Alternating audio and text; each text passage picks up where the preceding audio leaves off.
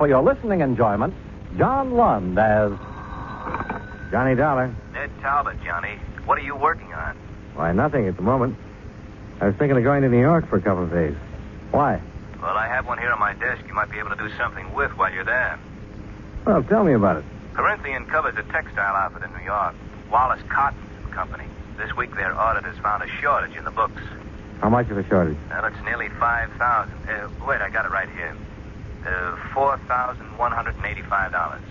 I'm supposed to find out who took it? Oh, no, we already know who did that. One of the bookkeepers in their office, Lester James. He's been arrested and admitted everything. I thought maybe you could find out what he did with all that money.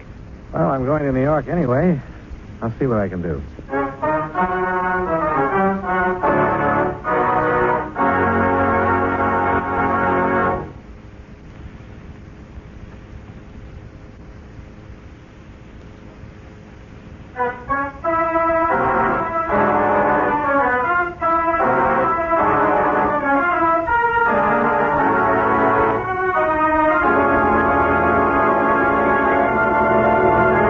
Account submitted by Special Investigator Johnny Dollar to the Continental Adjustment Bureau, 418 Elizabeth Avenue, Hartford, Connecticut. The following is an accounting of expenditures during my investigation of the Lester James matter. Expense account item 1, $32.56. Train fare and incidentals between Hartford and New York City. After receiving from Ned Talbot the necessary information concerning the indemnity claim of Wallace Cotton and Company, Incorporated. I arrived in New York at 1:30 in the afternoon and checked in at the New Weston. Central Division told me that Lester James was being held in the 17th Precinct Jail. I went right over. Well, here you are, Dollar. Now what? Take it easy, James. This is Johnny Dollar. He wants to talk to you. Hello, James. Hi. I'll see you later, Dollar, huh? Yeah, thanks, Sergeant. You'll give me a yell when you finish, huh? Right. Oh, what are you? Lawyer or something? No. I don't want a lawyer. You said somebody would be around to talk to me again, but I don't want to see anybody. Why not? I just don't want to see anybody, that's all. Well, you'll have to be represented by counsel when you go into court. All right, let somebody represent me. Just a technicality anyhow. I know what'll happen in court. I've got my confession. Who are you, anyway? I'm an insurance investigator. Well, what are you doing here? It's a swell day outside. I'm trying to find out what you did with that $4,185 that you took from Wallace Cotton. Well, that. Yeah, that. How about it, James? Isn't it enough that I'm in jail? It's enough for the police, but not for my insurance company. I don't have anything to say to you. Now, look, don't be foolish. A whole or a partial recovery will have a lot to do with what happens to you in court. I don't want to be foolish. It's just that I spent it all. Every dime of it. No way to pay it back. Spend it on what? Doesn't make any difference. Might make a lot of difference. I don't have anything to tell you. You've never been in trouble before, have you? No. They think of things like that when a man comes up for sentencing. Now, this is your first offense. I know. You trying to shield somebody, James? Why don't you go away? You've been trying the market? Did you gamble with it? No, just leave me alone. I won't tell you anything, Mr. Dollar. If you bought something with it or gave it to somebody, if it can be recovered in some part... No, I tell you, go away, leave me alone. I'd like to, but you're a thief, James. And you're going to get what's coming to you. I can't leave you alone. Listen. Now, you listen to me. If I don't get the information I want from you, I'll get it elsewhere. I'm going to be real honest with you. Corinthian Liability wrote a blanket policy on Wallace Cotton and Company, promising to pay them in full for every loss caused by fire or theft on their premises.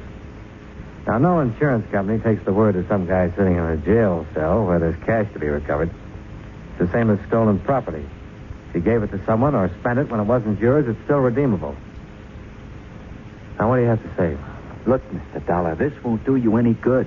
I'm no low-forehead job who got caught crawling in a drugstore window. I'm a college graduate. I've been in the business world for 10 years or better. I know what I want to tell you and what I want to keep to myself. And I don't want to talk about this, do you understand? And there's no way or no person who can make me talk about it. I took the money, I admitted that. I did a bad job of it, I was caught, I've confessed, and you've got me. And that's the whole story. Okay. Have it your way, Lester. Go away. Just go away, please.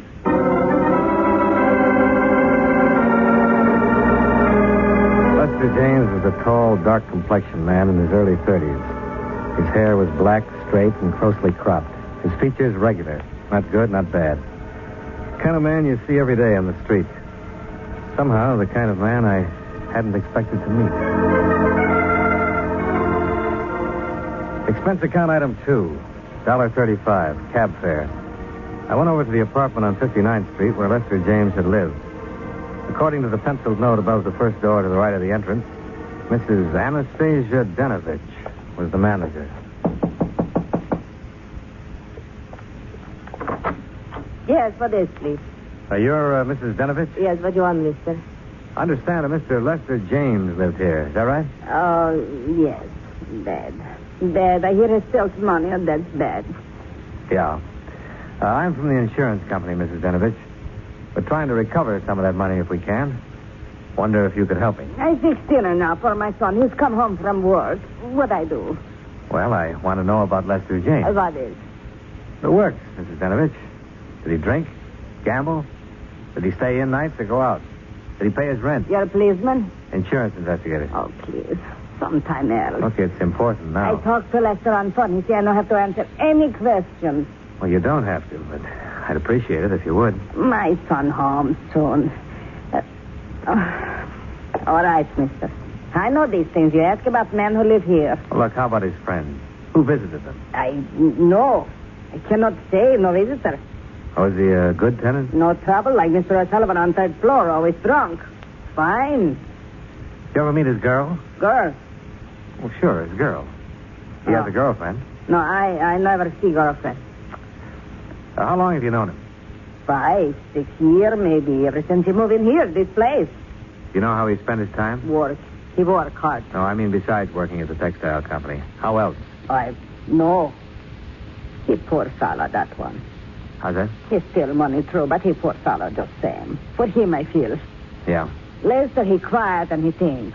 I know he live up in that little room quiet. Think, he does all the time, he think. Oh, my son's dinner, please, you go now. Just a minute. I'd like to see his apartment, if I can. No matter. You bring key back, please. Thank you, Mrs. Denovich.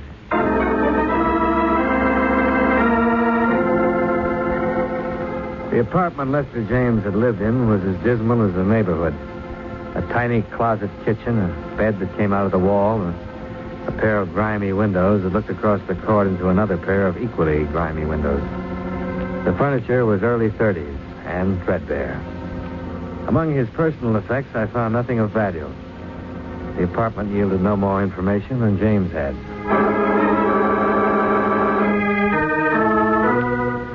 Expense account item 3, $1.95, dinner. I had it in a neighborhood restaurant called the 59er. A place where, I learned, Lester James had frequently eaten. The restaurant manager remembered him and liked him. A woman who ran a bakery shop across the street told me how he'd come back from the war in 1946 and had worn his uniform for a month until he got a job and could buy some civilian clothes. All in all, I was getting a composite picture of Lester James that didn't look quite right. Whatever he was to the people who knew him casually, he wasn't a man who ever had any money to spend.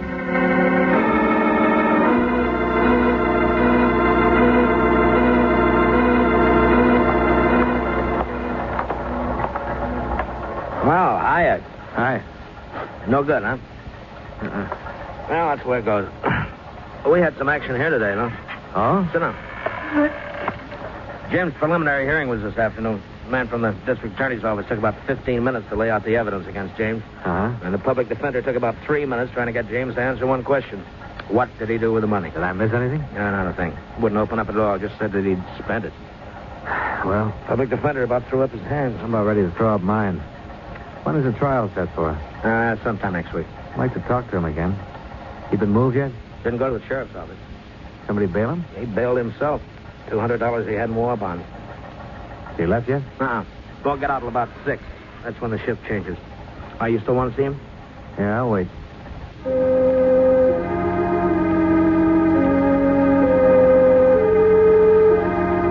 An hour later, when Lester James emerged from the doorway and turned right, I followed him, about a half a block behind.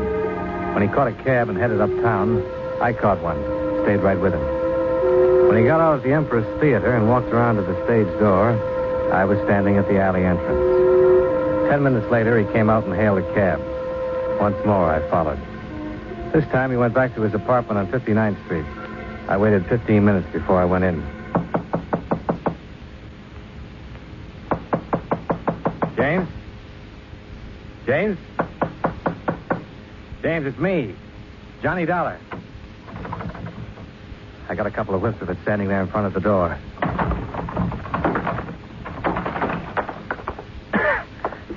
The room was acrid, stinging with gas fumes, and Lester James was stretched out on the floor of his 6-foot kitchen. When I picked him up and carried him out, I didn't know whether he was alive or dead.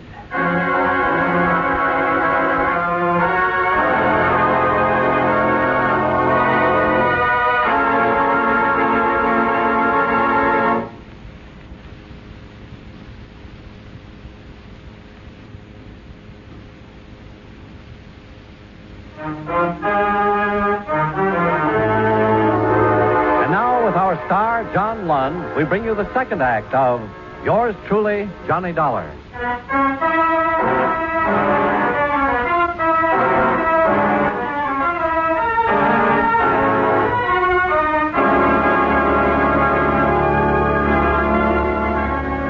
"30 seconds after I found Lester James, I called a police ambulance. And in a matter of minutes, an intern was working over him with a pull motor.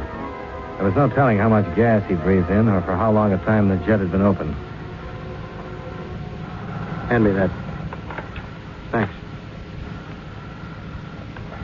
Swab. Okay. He alive?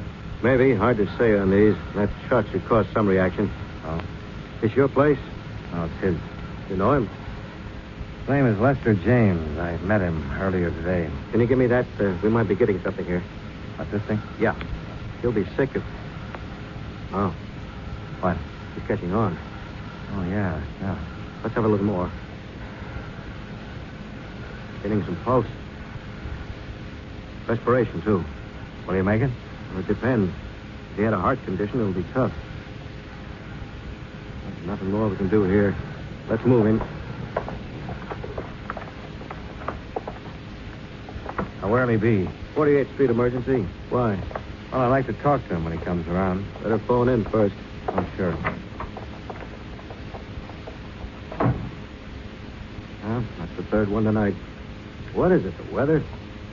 Not for him. You know why? He's out on bail. Goes to trial on an embezzling charge pretty soon. Oh. Well, be sure and call in. Yeah, right.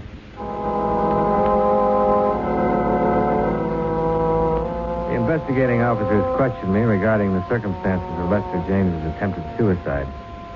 I told them what had happened and gave them my business address for reference. After that, I went back to my hotel and had dinner. Then I went over to the Empress Theater. A musical show was playing there, and it had just finished. I didn't quite get that, mister. $1. Oh, Mr. Dollar, what can I do for you, sir? Between 6:30 and 7 o'clock tonight, a man came here to the stage entrance and talked to you. A lot of people talk to me here. What man? His name was Lester James. No, I don't remember no Lester James. Maybe he didn't give you his name. You come here to see somebody? Is that it? He might have, I don't know. He's about 5'11", weighs 175 or 80. Didn't have any hat on, raincoat, dark man. You remember him? Oh, yes, of course. Him, yes. You remember him? Oh, sure, yeah. He's been around a lot of times, Lester Joe. I didn't even recognize that name at first. Would you mind telling me what he was doing here? Well, he comes here to see Margie Cook. That his girlfriend? Oh, no, I don't think so. She never sees him when he asks. Who's Margie Cook? She sings here. You ever seen them together? Well, don't know. I've never seen them together. Is she still here? What's that? I'd like to talk to her. Is she still here? Oh, no, Margie left. She finishes in the second act. Could you tell me where she lives? Oh, no, I'm sorry. I can't tell you that. Or where can I phone her? Well, I just can't tell you that either. Look, would you do me a favor? Well, if I can, what is it? Would you telephone her and tell her my business and ask her if she'd see me? Well, I suppose I can do that, all right, Mr. Dollar. Take a chair right there. I'll just see what I can do.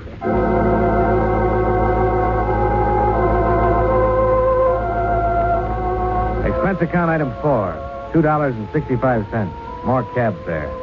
This time to the apartment of Margie Cook, singer. She met me at the door with cold cream on her face, wrapped in a chenille dressing gown. Miss Cook? You must be Mr. Dollar. Come in, please. Thank you. I didn't quite understand Frank on the telephone. Frank? Oh, the doorman at the theater. Yeah. Yes. I didn't quite know what to make of. Goodness, are you really an insurance detective? Yeah, investigator. Can I fix you a drink? No, thanks. You mentioned something about a man named Lester James, Mr. Dollar? Yes. You know him? Well, no, I don't. There's sort of a reservation in the way you say that, Miss Cook.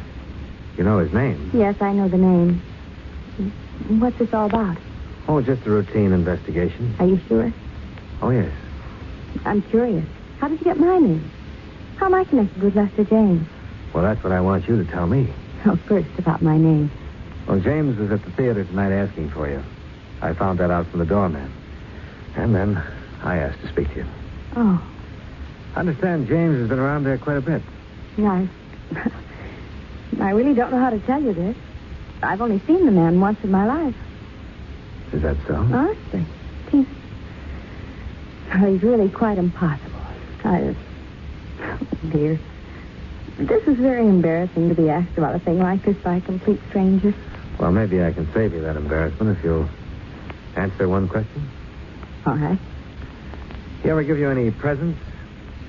Yes. What? Well, that cigarette case there. This one? Mm-hmm. And the lighter to go with it. Uh-huh. Tiffany's. Pretty, aren't they? And expensive. What else? Well, let me think. Oh, that wasn't from him. Oh, that was. What? The lamp over there. Uh-huh. And the fur piece. Could I see that? I'm afraid I gave it away. Oh. I gave it to my kid sister who was visiting me a couple of months ago. What kind of fur piece was it? Ermine. I think that's about it. Except for orchids that used to come every night. A dozen orchids every night. He sent them to you? Mm-hmm. For about 3 months. You only saw him once, and he gave you all these gifts. Oh, dear. I know how that must sound. Look, it started about 6 months ago, I guess. I got a card in my dressing room one night asking me to dinner. It was signed Lester James. Well, I'd never heard of anyone named Lester James, and I tore it up. But every night after that, I kept getting the card, and pretty soon flowers, and then the lighter, and the cigarette case came. That's when I saw him. I didn't even dine with him, Mr. Dollar. We had one drink, and I told him I had a headache. I see. Gifts still kept coming, flowers, invitations, and I ignored them. I tried to send the things back, but I didn't know where to send them, so I gave away some, and some I've kept, and that's it. Why didn't you see him after that one night? Oh, he was so different than what I'd imagined. I mean, I've had my share of stage door Johnnies, but this man was... Well, he couldn't say a word without stumbling. He had no poise, no sophistication, nothing. All he had was money. I see. Well, he didn't have money either, Miss Cook. What? He worked for $72 a week as a bookkeeper. But all the gifts, the things he gave me, sent me, he had to have money. He's been stealing it to buy those things for you. For heaven's sake. Why, for heaven's sake. And that's why you're here. No wonder. He tried to commit suicide a couple of hours ago. Suicide? No. Oh, no. I'm sorry I had to come to you to get this information. He wouldn't tell anybody what he'd done with the money. Will he go to prison? I'm afraid so. Oh, but we had nothing. He was just a name to me. Well, apparently you were something more to him.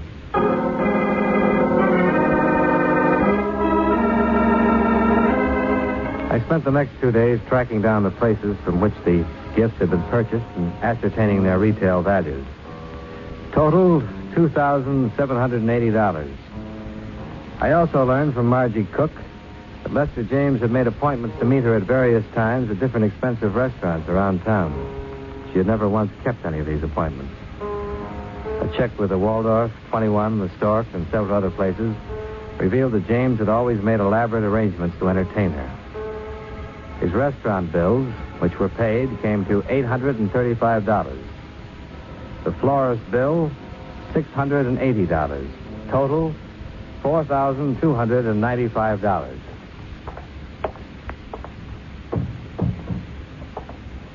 Hello? Hi. Remember me? Sure. Insurance man. What now? How do you feel? Okay. You saved me, didn't you? I suppose so. Why? Well, for the same reason you'd save a man who was dying, James. You know what I've been doing? What? Answering the questions that you wouldn't answer. I met Margie Cook. What?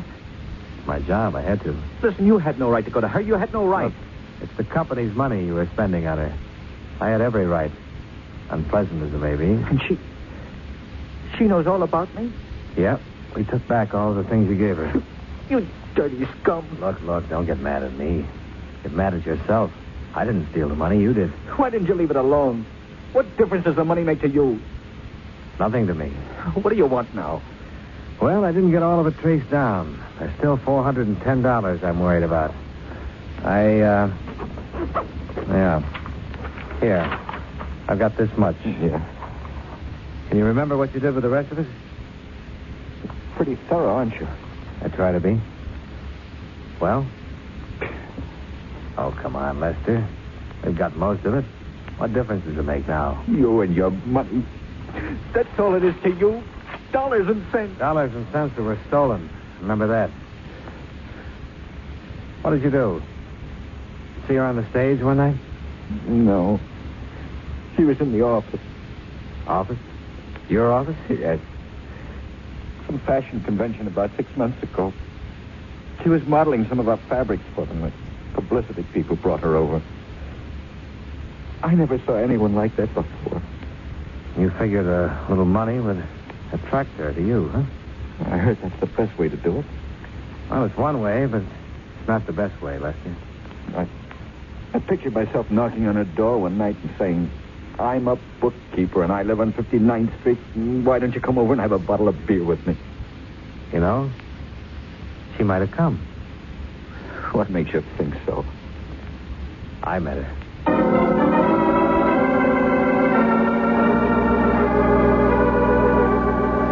Up until the time I talked with Lester James in the emergency hospital, I had my doubts about love at first sight. But after I talked to him, I was convinced that it could and did happen. To him. I was sorry that he didn't know quite how to handle it. I was also wondering if I'd been in his shoes, would I have done the same thing? Johnny Dollar. Oh, I was afraid you might have left town. Well, I'm just packing up. Who's this? Margie Cook, remember me? Oh, yeah, sure. I haven't been able to sleep thinking about that man. Lester James? Yes. What'll happen to him? He'll go to prison. Even with all the money returned? Only half of that stuff's redeemable. Take at least, $2,500 more. And then what? Well, then it would be up to the court. I want to pay it. What? I want to make it up, the whole thing. Look, Miss Cook, I know your motives are the best, but you're not responsible in any way for this man's actions. He just went... $50. He's the first man I've ever known who actually went out on a limb for the girl he loves. I'm the girl and he's the man. Are you serious? Poor dumbbell. He doesn't belong in any prison. He ought to get married to some nice girl. I want to help him. Are you still there? Yeah. What's the matter? Oh, nothing. Nothing at all.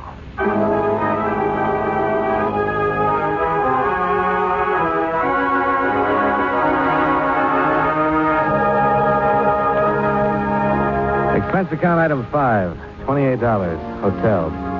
Item 6, $37, meals. Item 7, $15.15, miscellaneous. Item 8, same as 1, transportation back home. Total, $151.22. Remarks, James comes to trial next week. In view of Margie Cook's paying back the money he stole, James just might get a suspended sentence. But, as always, that's up to the court. Yours truly, Johnny Dollar.